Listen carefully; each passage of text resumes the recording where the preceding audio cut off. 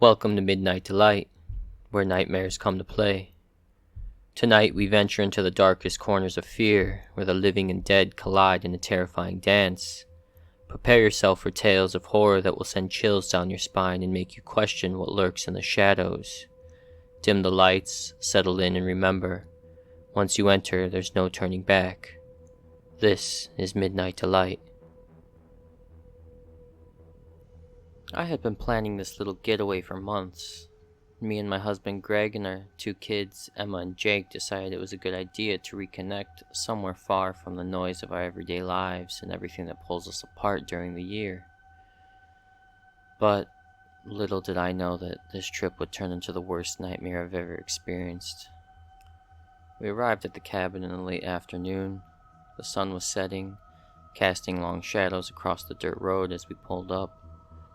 The cabin looked just like the pictures online, rustic, cozy, surrounded by tall pine trees.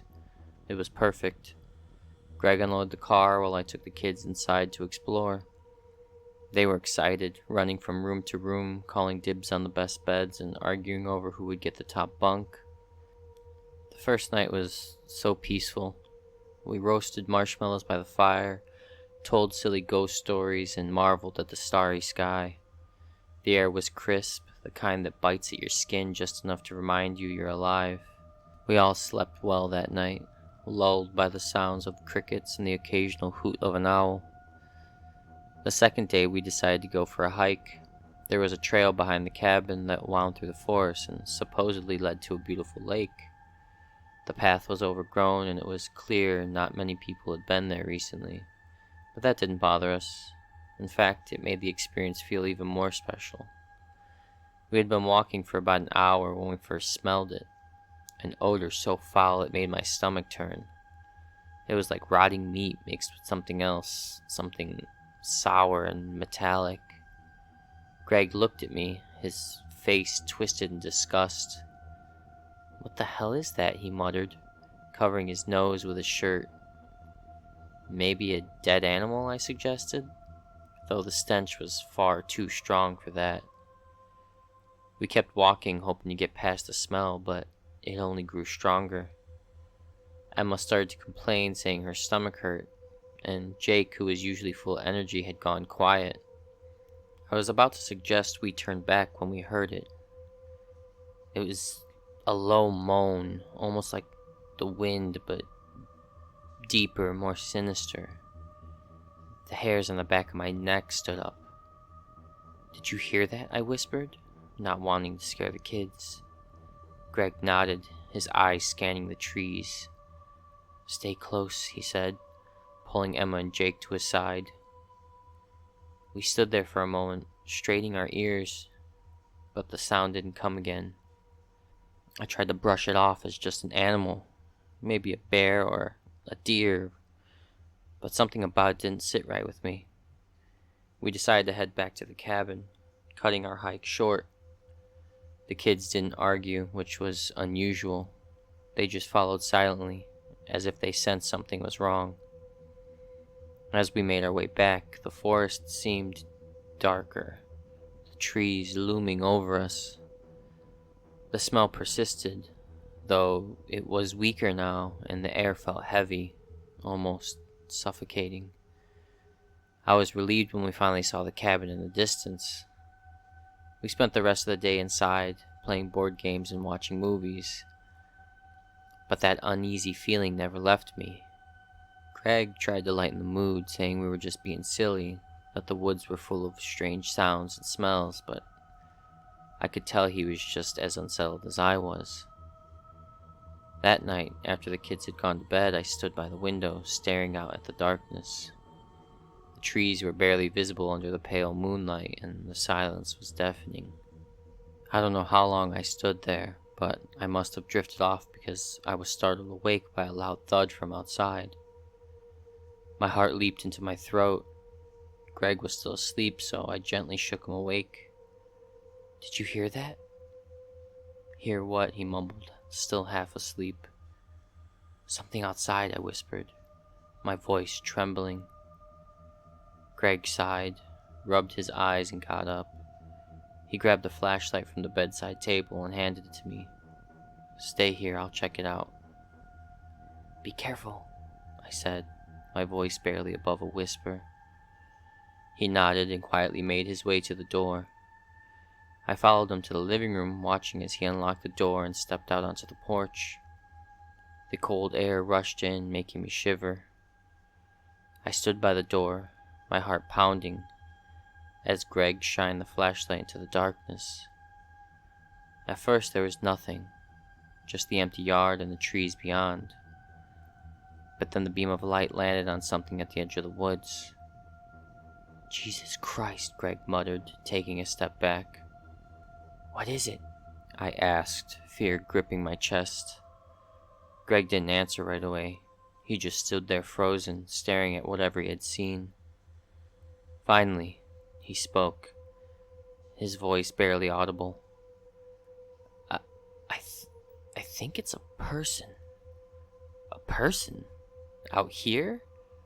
I moved closer, trying to see what he was looking at, and then I saw it too. It was a figure, standing just at the tree line, barely visible in the shadows. It was hunched over, its arms hanging limply at its sides. Something was wrong with it, though. Its movements were jerky, unnatural. "Hey," Greg called out, his voice shaky. "Are you okay?" The figure didn't respond. It just stood there, swaying slightly, its head tilted at an odd angle. The smell from earlier returned, stronger than ever, and I realized with a jolt that it was coming from that thing. "Greg, get back inside," I whispered urgently, pulling at his arm. He didn't argue. He stepped back into the cabin and locked the door behind him. We stood there in the dark, listening, waiting. The figure didn't move. It just stayed there, watching us. "We need to call the police," I said, my voice trembling. Craig nodded and reached for his phone, but before he could dial, the figure moved. It started to walk towards the cabin, slowly at first, then picking up speed, its arms flailing as it came. I let out a gasp and grabbed Greg's arm, pulling him away from the door. "Get the kids," he whispered urgently, his voice full of fear. I ran to the bedroom, my heart pounding in my ears. Emma and Jake were still asleep, blissfully unaware of the horror. I shook them awake, trying to keep my voice calm. "Kids, we need to go now." "What's happening, Mom?" Emma asked, her voice groggy with sleep. "No time to explain, just grab your things." Greg was already by the door, the car keys in his hand. We could hear it now, thudding against the door. A wet, sickening sound. The wood creaked and groaned under the pressure, and I knew it wouldn't hold for long. "Go, go, go," Greg shouted, pushing us towards the back door. We raced out into the night, the cold air biting at our skin. Greg fumbled with the keys, his hands shaking as he tried to unlock the car. The door finally opened and we piled in, slamming the door shut just as the front door of the cabin gave way. Greg started the car, and I looked back at the cabin just in time to see the figure stumble out onto the porch. It was close enough now that I could see its face, or what was left of it. Its skin was gray and rotting, patches of flesh hanging loosely from its bones. Its eyes were empty, milky white, and its mouth was twisted into a grotesque grin. "Greg, drive!" I screamed, unable to tear my eyes away from that thing. He didn't need to be told twice. The tires screeched as he floored the gas, the car lurching forward. We sped down the dirt road, the cabin disappearing behind us. I could still see it in my mind, though. Those empty eyes, that twisted grin, the smell of death. We didn't stop driving until we reached the nearest town, the sun just beginning to rise on the horizon. We went straight to the police, telling them everything. but they looked at us like we were crazy. But they still sent a car to the cabin anyway. They didn't find anything. The cabin was empty, the door hanging off its hinges, but there was no sign of the figure, no evidence of what we had seen. They said it was probably just a drifter, maybe someone high on drugs, but I don't think so. I knew that what we had seen wasn't human anymore. We never went back to that cabin. We never talked about what happened. But sometimes late at night I can still smell it, that foul, rotting stench. And I wonder if it's still out there, waiting in the woods, searching for its next victim. The lake house had always been our sanctuary. Every summer we packed up the car and headed to the secluded spot, miles away from any town. It was just us, the shimmering lake, and the towering pine trees that surrounded the property. This year, I was particularly excited. After months of stress at work, I was desperate for a break. My husband Dave and our 2 kids, Sarah and Michael, and I were all ready for a week of peace and relaxation. We arrived at the house late in the afternoon. The sun was dipping behind the trees, casting a golden hue over the water. The kids, thrilled to be back, bolted from the car and ran straight to the dock, their laughter echoing across the still lake. Dave and I unloaded the car, taking our time as we breathed in the fresh, pine-scented air. Everything felt perfect, just like it always had. But as we settled in that evening, I couldn't shake a strange sense of unease. It was nothing I could put my finger on, just a feeling, like something was slightly off. The house was the same as it had always been, cozy and welcoming. The lake was calm, the forest serene, but still, something nagged at me. We spent the evening making dinner together, a tradition we'd kept up every summer. The kids argued over who got to make the salad while Dave grilled burgers on the deck.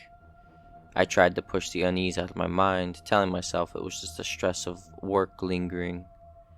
But then, just as we sat down to eat, we heard something. Something like a growl or a rumble, coming from the direction of the woods. "What was that?" Sarah asked, her fork hovering over her plate. "Probably just a bear," Dave said casually, though his eyes darted toward the trees. "We're in the wilderness, remember?" I nodded, trying to smile, but the sound had chilled me. It was too human, too unnatural. But I didn't want to scare the kids, so I kept quiet. The rest of the evening passed uneventfully, and soon it was time for bed. The kids were exhausted from the drive and the excitement of being at the lake, so they fell asleep quickly. Dave and I stayed up for a while, sitting on the deck, enjoying the cool night air. But that feeling of unease was still there, stronger now, like a heavy weight pressing down on my chest. "I think I'm just tired," I said, finally breaking the silence. Dave looked at me, his brow furrowed. "You've been on edge all night. Is everything okay?"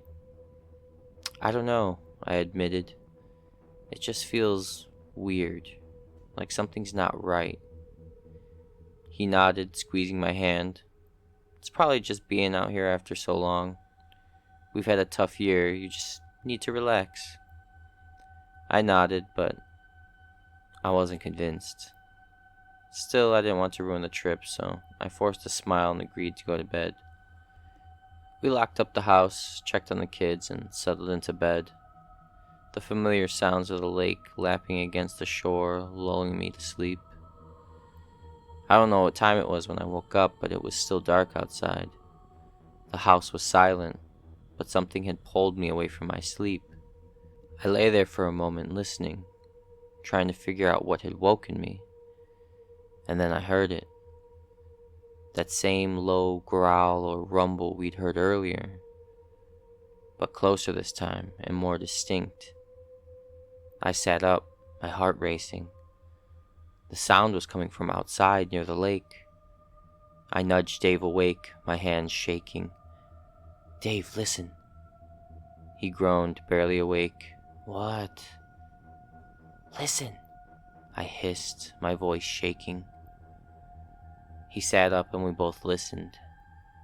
The groan came again, louder now, followed by a strange, shuffling sound. My blood ran cold. Something was out there. Something that wasn't supposed to be. I'm going to check it out, Dave said, swinging his legs over the side of the bed. No, don't, I whispered urgently. Something's wrong, we need to stay inside. He hesitated, then nodded. Okay, let's check the windows first. We crept through the house, checking each window, trying to see into the darkness. But the night was pitch black and the moon was hidden behind thick clouds. All we could hear was the eerie groaning and the shuffling, like something dragging itself through the dirt. Maybe it's an animal, Dave whispered, though he didn't sound convinced. An animal that sounds like that? I whispered back, my voice trembling. We reached the living room where the large window overlooked the lake. We peered outside, straining our eyes in the darkness, and then we saw them. Figures, slowly emerging from the tree line, moving towards the house. There were 3 of them, shambling awkwardly, their movements jerky and uncoordinated. As they drew closer, the light from the porch illuminated them, and my stomach dropped. Their clothes were tattered, their skin pale and mottled, one of them missing an arm while other's face was twisted in a grotesque snarl, its lips pulled back to reveal broken, yellowed teeth. Oh my God, I breathed, backing away from the window. Dave's face had gone pale. What the hell are they? They're dead, I whispered, the words barely making it past my lips. Dave, they're dead. We stared at each other, the realization hitting us like a freight train. These weren't people. They were corpses, somehow moving, somehow alive again. Zombies. The word seemed ridiculous, something from a bad horror movie, but there was no denying what we were seeing. We need to get the kids, Dave said, his voice tight with fear. We bolted down the hallway, our fear giving us speed.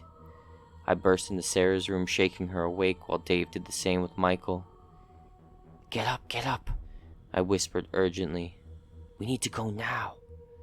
Sarah groaned, confused and disoriented. Mom, what's going on? No time to explain, just get dressed quickly. She must have sensed the fear in my voice because she didn't argue. Within minutes, we had the kids dressed and huddled in the hallway, their eyes wide with fear. The groaning outside was getting closer, louder. We have to get to the car, Dave said, holding Michael's hand tightly. What if they're out there? I asked, my voice trembling. We'll be quick, he said, though I could see the fear in his eyes. We have to try. We moved as fast as we could, heading for the back door that led to the carport. But as we reached the door, we heard it. The shuffling footsteps right outside. I froze, my heart pounding in my ears. They were right there, just on the other side of the door. Dave motioned for us to be quiet, and we stood there, barely breathing as the footsteps moved past the door. I could hear them groaning softly, their ragged breaths just inches away. I closed my eyes, praying they wouldn't come inside. But then there was a loud crash. We all jumped, and I turned to see that one of the windows in the living room had shattered. They were trying to get inside. Run, Dave shouted, pulling the door open. We bolted outside, sprinting for the car. I could hear the zombies behind us, their groans turning into growls as they realized we were escaping. Dave fumbled with the keys, trying to unlock the car as the kids and I piled into the back seat. Hurry! I screamed, my hands shaking so badly I could barely close the door. Finally, everyone in the car, and Dave slammed on the gas, peeling out of the driveway. I looked back, my heart in my throat, as the zombies staggered after us, their dead eyes locked onto the car. But we were faster, and soon they were nothing but dark shapes receding into the distance. We didn't stop driving until we reached the nearest town, the sun just beginning to rise behind us. We found the police station and told them everything, but they looked at us like we were insane. Still, they sent a car out to the lake house. When they came back, they said they found the house, but there was no sign of the zombies, just broken windows and muddy footprints leading into the woods. They said it was probably some pranksters, or maybe we were just seeing things after a long drive. But I knew better. I knew what we saw was real, and now, every time I close my eyes, I see them. Those dead, empty eyes, that grotesque snarl. And I wonder if they're still out there, wandering the woods, waiting for their next victim. We haven't been back to the lake house since, and I don't think we ever will.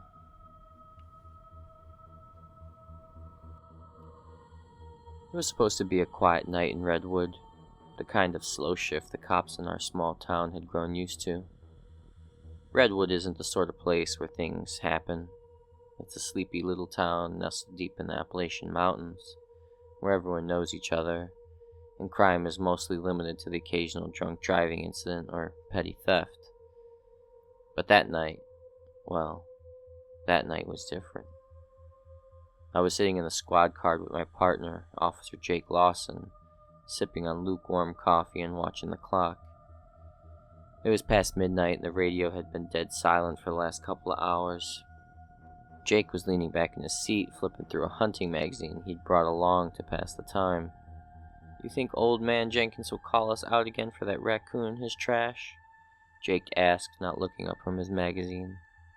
I chuckled. Wouldn't surprise me. That raccoon's been giving him hell for weeks. We should just give it a badge and call it a night. Jake laughed, but before he could respond, the radio crackled to life. The sudden noise made us both jump.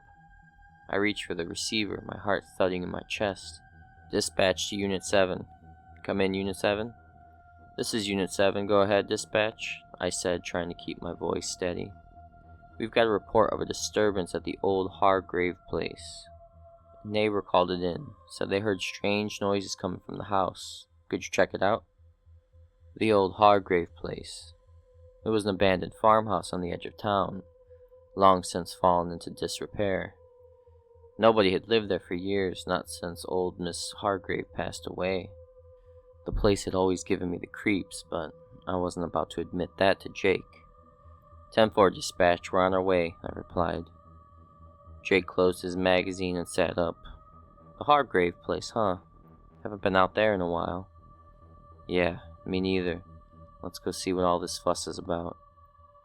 We drove through the dark, empty streets of Redwood, the headlights of the squad car cutting through the thick fog that had rolled in. The town was eerily quiet, not a soul in sight. As we left the town behind and headed toward the outskirts, the fog grew thicker, and the trees seemed to close in around us. The Hargrave place loomed ahead, a dark silhouette against the night sky. The house was falling apart, the roof sagging, the windows boarded up. It looked like something straight out of a horror movie. We parked the car at the end of the long, overgrown driveway and stepped out. The air was thick with the scent of damp earth and rotten wood. The only sound was the crunch of gravel under our boots as we approached the house. "Why would anyone be out here?" Jake muttered, shining his flashlight at the old house. "The place has been empty for years." "Probably just some kids messing around," I said, though I didn't believe it. There was something about the place that felt wrong, like the air was charged with something dark and heavy. We made our way to the front door, which was hanging off its hinges. I nudged it open with my foot, and it creaked loudly, the sound echoing through the empty house. "Police! Anybody here?" I called out, my voice sounding too loud in the oppressive silence. There was no response, just the hollow sound of the wind whistling through the broken windows. We stepped inside, our flashlights cutting through the darkness. The place was a wreck, dust-covered furniture, peeling wallpaper, and the unmistakable smell of decay. "I don't like this," Jake said, his voice low. "Feels like we're being watched." "Yeah," I agreed, my unease growing by the second. "Let's make this quick." We moved through the house, checking each room, but there was no sign of anyone, just empty, rotting rooms and the eerie silence. I was about to suggest we head back to the car when we heard something. It sounded like a moan coming from upstairs. Jake and I froze, exchanging a glance. "What the hell was that?" he whispered. "I don't know," I whispered back, my hand instinctively going for the grip of my gun. "But we need to check it out." We climbed the creaking stairs, each step feeling like it took forever. The moaning continued, louder now, more distinct. It was the sound of something in pain, something not quite human. We reached the top of the stairs and found ourselves in a narrow hallway. The sound was coming from one of the rooms at the end, the door slightly ajar. My heart was pounding so hard I thought it might burst out of my chest. "On 3, I whispered to Jake. 1, 2, 3. We burst into the room, guns drawn, flashlights sweeping the space. What we saw made my blood run cold. There in the corner of the room was a man, or what was left of him. His skin was pale, almost gray, and his eyes were milky white. He was hunched over, gnawing on something that looked like an animal, but it was hard to tell. The man's clothes were tattered, and there were deep, festering wounds all over his body. "Jesus Christ," Jake muttered, taking a step back. The thing, it wasn't a man anymore, not really. Looked up at us, its mouth dripping with blood. It let out a low, guttural growl and started to rise to its feet, moving in a jerky, unnatural way. "Stop, police!" I shouted, aiming my gun at it. "Don't move." But it didn't stop. It kept coming towards us, its dead eyes locked onto us, its mouth twisted into a grotesque grin. I didn't think, I just fired. The gunshot echoed through the house, and the thing stumbled, but it didn't go down. It just kept coming, reaching out with rotting hands. "Shoot it in the head," Jake shouted, firing his own gun. I aimed at its head and fired again. This time it went down, collapsing into a heap on the floor. The room was filled with the smell of gunpowder and decay, and I could hear my own ragged breathing. "What the hell was that?" I gasped, my hands shaking. "I don't know," Jake said, his voice just as shaky. "But we need to get out of here." We started to back out of the room, but then we heard it. More moaning coming from downstairs.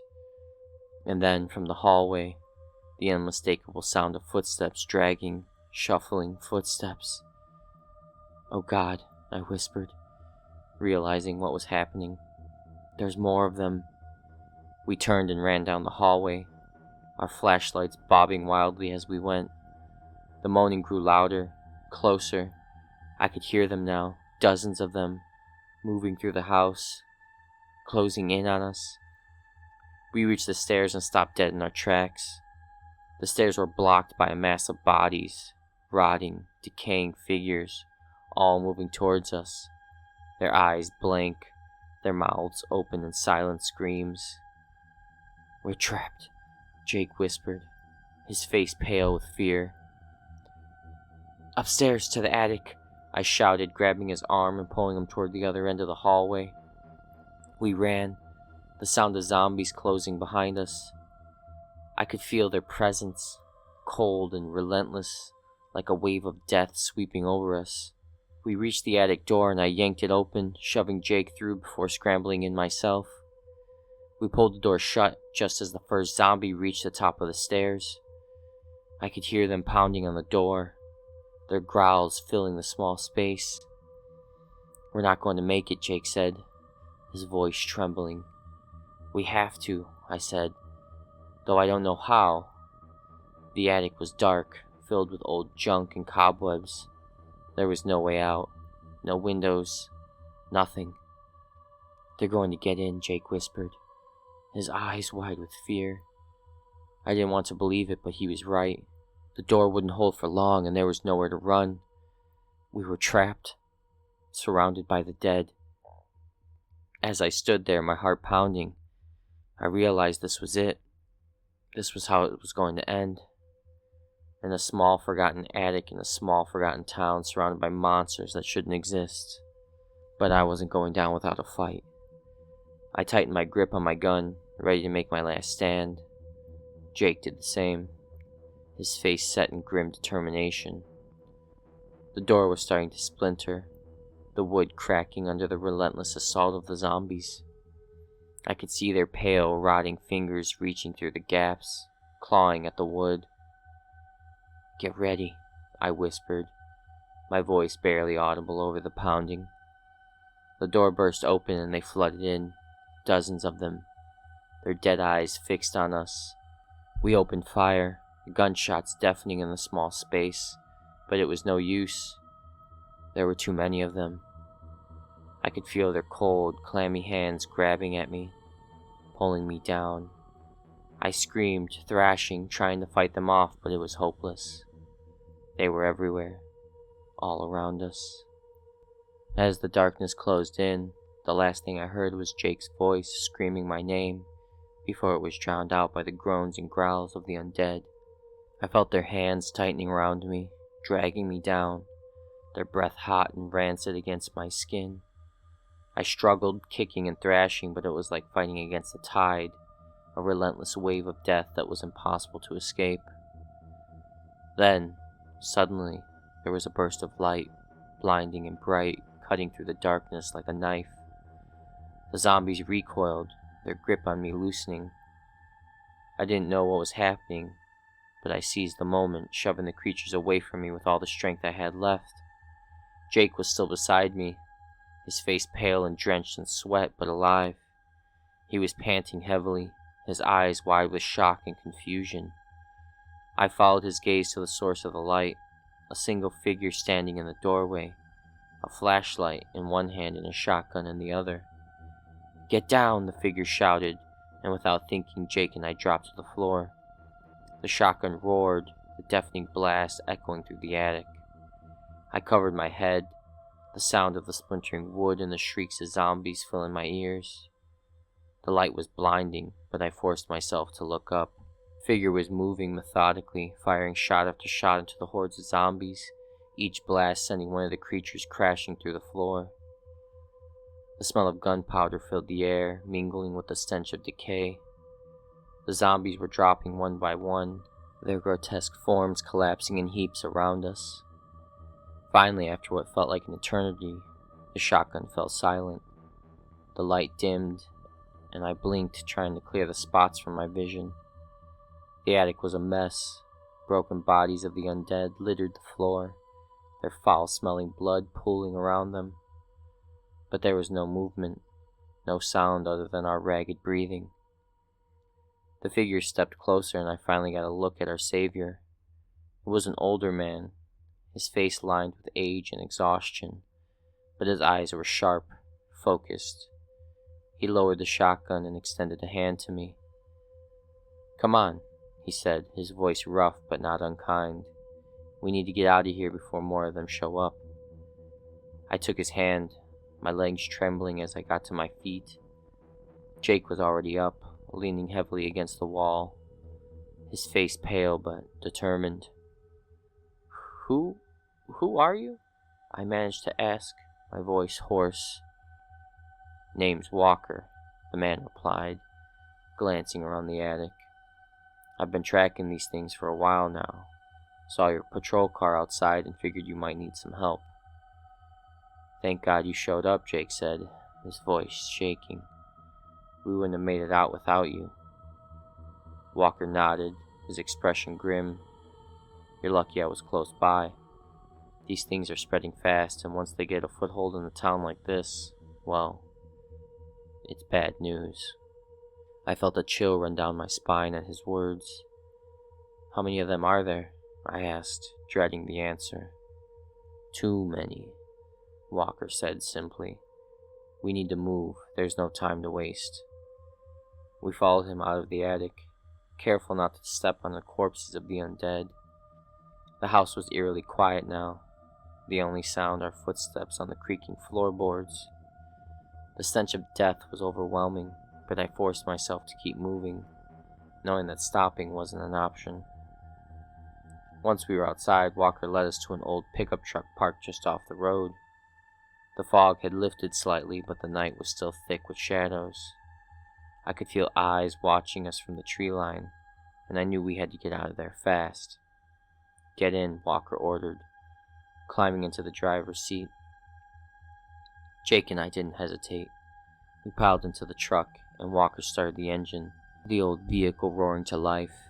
He slammed on the gas, and we sped away from the Hargrave place, the dark shape of the house quickly disappearing into the night.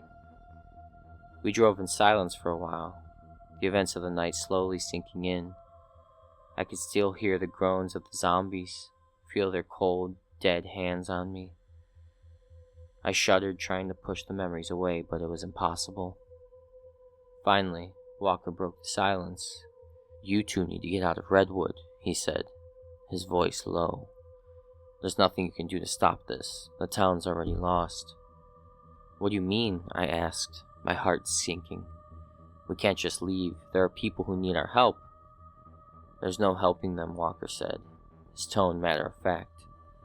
"Once these things get a hold of this place, it's over. The only thing you can do is to get out while you still can." Jake and I exchanged a look, the weight of his words pressing down on us. Leaving meant abandoning everything we knew, everyone we cared about. But staying meant death. Or worse. "What about you?" Jake asked. "What are you going to do?" Walker's eyes were hard, resolute.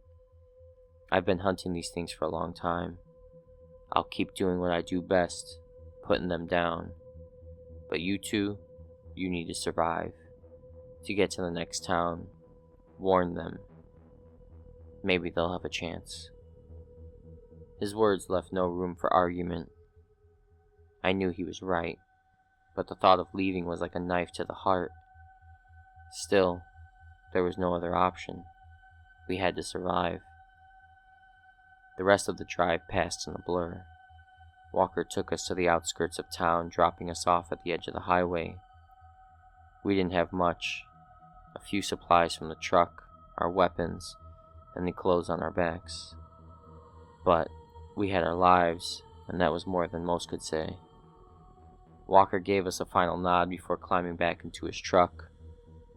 "Good luck," he said simply, before driving off into the night, back to the town that was no longer ours. Jake and I stood there for a moment, the weight of everything that had happened pressing down on us. The world felt different now, darker, more dangerous. But we had each other, and that was enough to keep going.